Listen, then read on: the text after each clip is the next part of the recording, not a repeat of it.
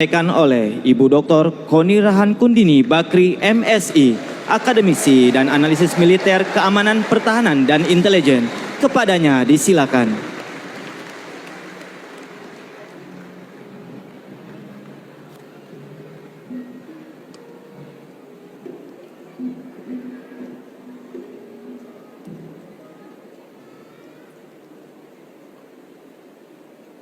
Assalamualaikum warahmatullahi wabarakatuh.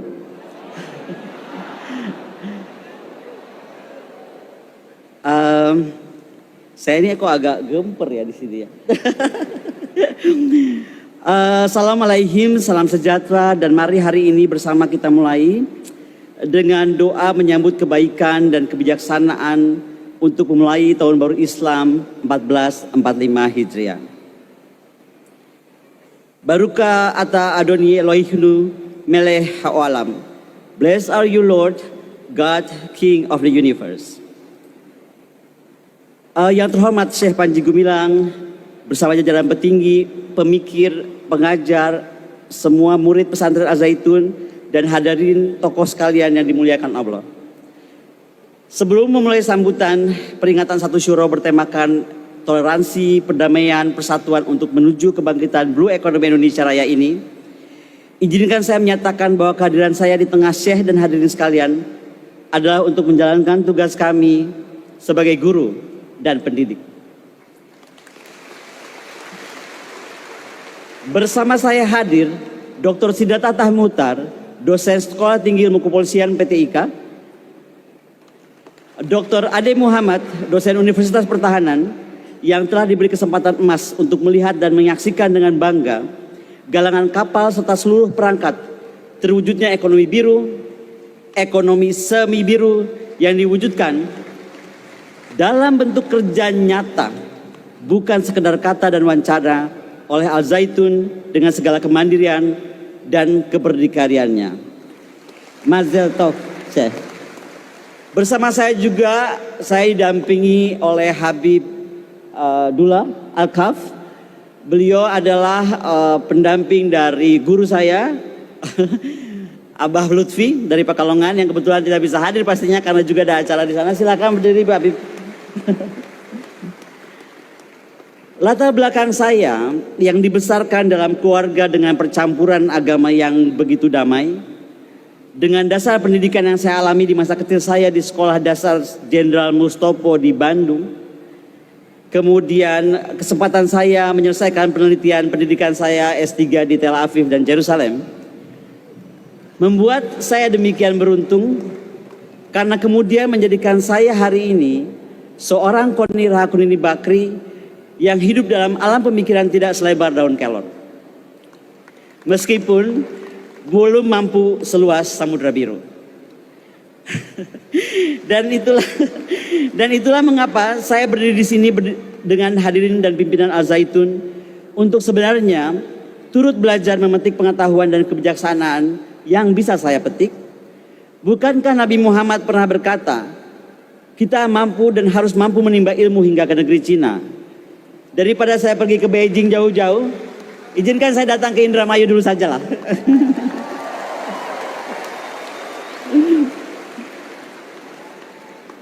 Abad pertengahan Eropa yang disusul dengan kejatuhan Imperium Romawi pada 1330 mengawali era kegelapan Eropa, dan ini adalah era di mana tumbuh berkembang gerakan anti ilmu pengetahuan.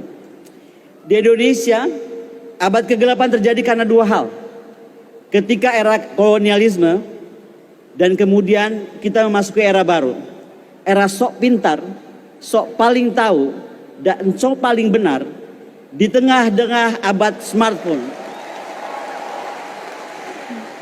yang berada di tangan 6,48 miliar penduduk dunia dengan pertumbuhan penjualan 5% per tahun, dan urutan aktif smartphone user pertama Cina, kedua India, ketiga Amerika, keempat Indonesia, kelima Rusia, dan keenam Jepang. Pertanyaannya, mengapa Cina, India, Amerika, Jepang menjadi semakin maju, kreatif, inovatif, dan bijaksana dalam penggunaan smartphone, sementara silakan nilai sendiri kemunduran tata pikir, tata adab, dan kebijaksanaan kita melalui smartphone di tangan kita. Yang terhormat Syekh Panji Gumilang bersama jajaran petinggi pemikir, pengajar, semua tokoh pesantren Al-Zaitun dan hadirin sekalian yang dimuliakan Allah. Pada awal ke-8 dimulai sebuah gerakan dari dunia Arab yang kala itu baru masuk pada era Bani Abbasiyah di abad 6 dan 7 sebelum Masehi dengan program dibiayai negara untuk translasi naskah-naskah Yunani kuno dengan gerakan Geraeko. Terdapat dua faktor pendorong. Pertama, kesuksesan Bani Umayyah dalam literasi masyarakat Islam dan adanya kebutuhan pada pola berpikir maju untuk mencapai kemajuan yang lebih melompat lagi. Hal ini didapatkan melalui pemahaman naskah-naskah dan arsip Yunani kuno, Sokrates, Aristoteles, Plato, Pythagoras dan lainnya. Kaum pelajar Islam seperti Al-Farabi, Ibnu Sina, Ibnu Rus, Al-Jabar dan lainnya sangat mengandungi cara berpikir para pemikir kuno Yunani. Bahkan mereka tidak segan mengakhiri mereka dan meyakini mereka sebagai pengikut Plato dan menamai diri mereka Neoplatonik. Banyak sajak lagu diciptakan dan pengetahuan diciptakan. Prinsipnya adalah satu. Manusia adalah binatang yang bertanya. Semakin banyak bertanya, maka dia akan semakin paham akan dunia, ilmu pengetahuan, dan akan semakin maju dan utuh menjadi manusia yang sebenar-benarnya. Pemahaman ini menjadikan dasar untuk mempertanyakan segalanya dan berusaha mendapatkan jawaban atas pertanyaan itu dengan 3 metode ilmiah. 1 burhan, 2 jadal, 3 katabah. Maka ketika kita asik bermain pada pertanyaan dan mencari jawaban, banyak karya ilmiah lahir. Ingatkah kita buku textbook kedokteran modern pertama dunia yang berjudul Qanun al-Fatib atau The Canon of Medicine ini disimpan di Paris saat ini bukan karena hal-hal gaib, tapi melainkan mengangkat semangat Iqra dari Al-Quran. Al-Quran memberi perintah untuk membaca dengan filsafat Yunani kuno yang memberikan pencerahan dan arah berpikir logis. Ibn Rus menciptakan ilmu kedokteran melalui riset panjang dan Iqra menjadikan pengamatan alam serta makhluknya. Maka hasilnya bukan saja kitab kedokteran, melainkan juga desain-desain rumah sakit yang kita kenal, yang kemudian ditiru oleh Raja Prancis Louis XIV dan kemudian diambil dari rumah sakit buatan Ibn Rushd di Ankara, Turki. Indonesia hari ini memiliki sebuah visi namanya Poros Maritim Dunia, merupakan visi Presiden Jokowi dengan sebuah game changer yang mampu menandai perubahan haluan pembangunan Indonesia menuju outward looking defense dan outward looking economic.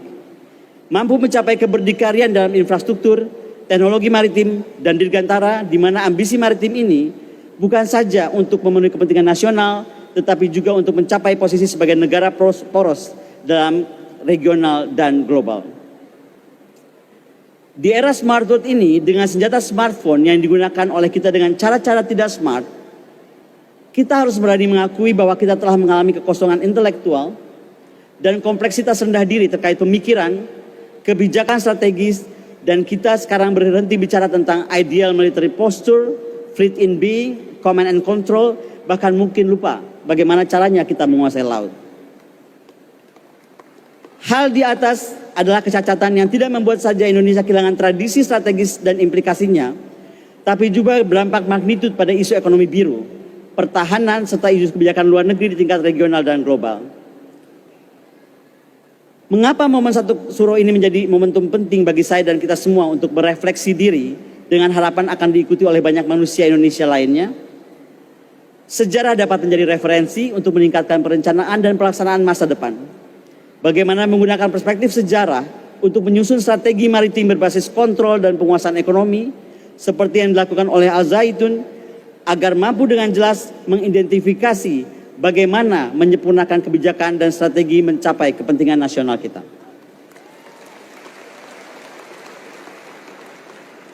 Leluhur kita memiliki visi maritim yang tegas dan konsisten, memiliki strategi perang laut, dan komit dalam mewujudkan kemampuan command of the sea.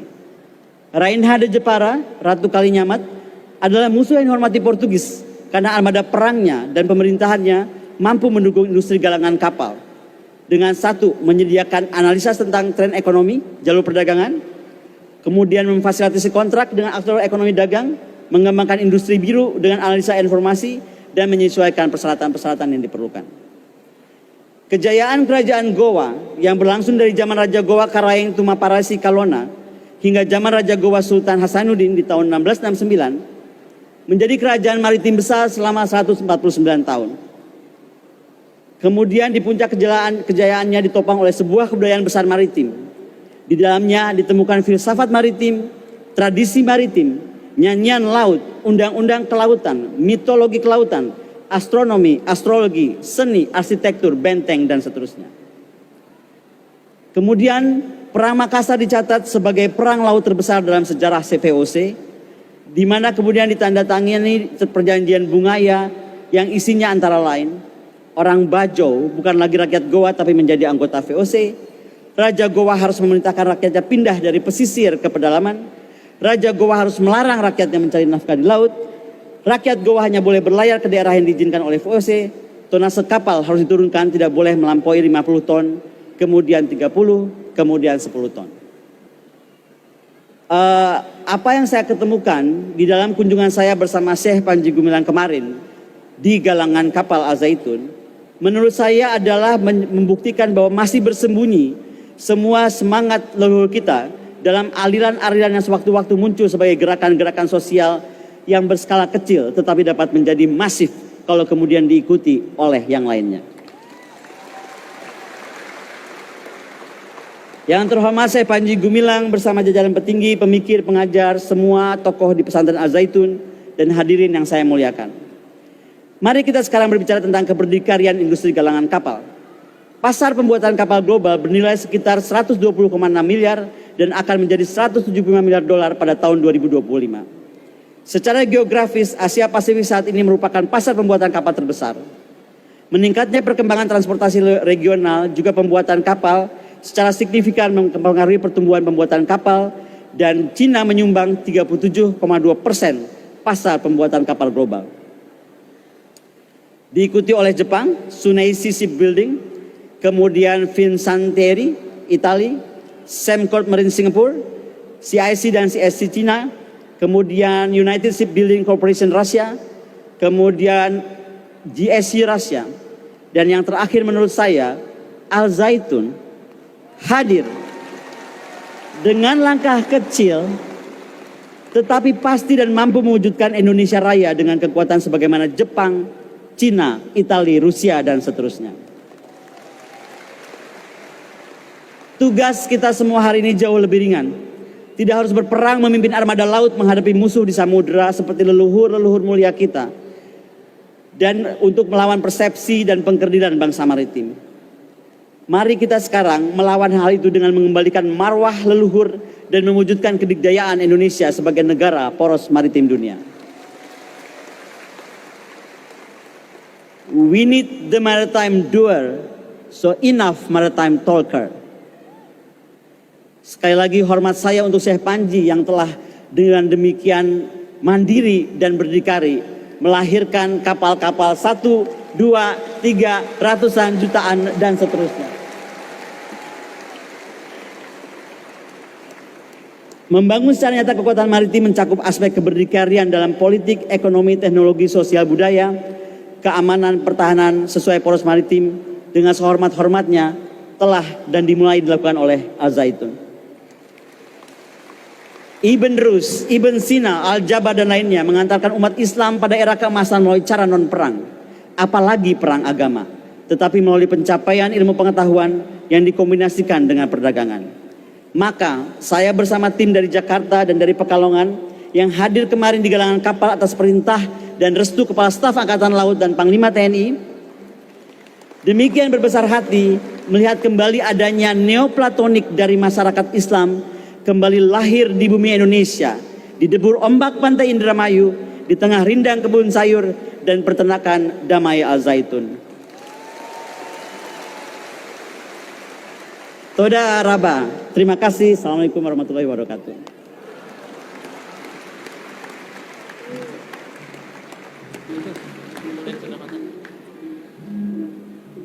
Selanjutnya, pemberian cenderamata dari Ibu Dr. Koni Rahakundini Bakri MSI kepada Yang Amat Berhormat Syekh Az-Zaitun.